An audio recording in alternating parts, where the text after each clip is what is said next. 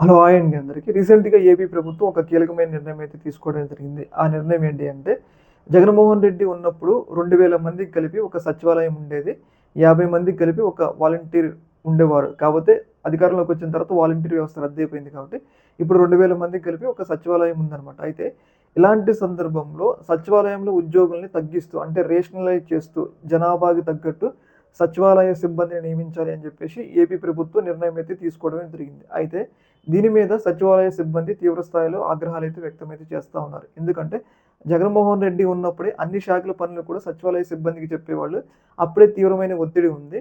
ఇలాంటి సందర్భంలో కూటమి ప్రభుత్వం వచ్చిన తర్వాత మమ్మల్ని ఏమైనా పనులకి తక్కువ వాడుకుంటారంటే అంతకు మించి వాడుకోవడంతో పాటు వాలంటీర్ వ్యవస్థ కూడా రద్దు చేయడం వల్ల ఇప్పటికే మా మీద తీవ్ర స్థాయిలో పని భారం ఎక్కువైంది. మళ్ళీ ఇప్పుడు సచివాలయ సిబ్బంది తగ్గిస్తే ఆ పనులన్నిటిని మేమే చేయాల్సి వస్తుంది కాబట్టి ఇలాంటి సందర్భంలో రేషనలైజ్ చేయకూడదు. అలాగే తమ యొక్క ఉద్యోగ భద్రత కల్పించాలి.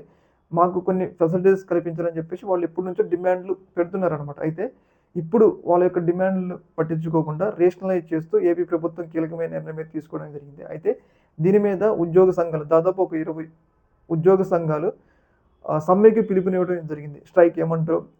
ప్రభుత్వం తీసుకున్న ఈ నిర్ణయం రేషనలైజ్ చేస్తే ఎవరు ఎక్కడ పడతారో తెలీదు. ఎవరు ఎక్కడ ఉంటారో తెలీదు. ఇప్పుడు వచ్చే తక్కువ జీతంతో అయినా గానీ మేము తమ ఇంటి వద్దుండి ఆ విధులైతే నిర్వహిస్తున్నాం.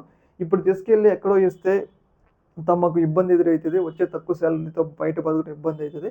అలాగే ఈ రేషనలైజ్‌ని ఆపాలి అని జెప్పేసి ప్రభుత్వం మీద ఒత్తిడి తీసుకొచ్చేందుకు వాళ్ళు ఒక రకమైన సమ్మెకి పిలుపునిస్తారు అని జెప్పేసి మనకైతే అర్థమవుతా ఉంది. ముఖ్యంగా ఉద్యోగ సంఘాల అధ్యక్షుడు వెంకటరామిరెడ్డి ఈ యొక్క విషయాన్ని ప్రభుత్వానికి మీడియా ద్వారా తెలియజేయడం అయితే జరిగింది. ముఖ్యంగా సచివాలయ ఉద్యోగులు రేషనలైజ్ ఆపాలి. ఇప్పుడున్న వాళ్ళనే కొనసాగించాలన్నట్లుగా వాళ్ళు చెప్పడం జరిగింది. ఈ యొక్క ఇష్యూలో మీ యొక్క అభిప్రాయం తెలియజేయండి. ఒక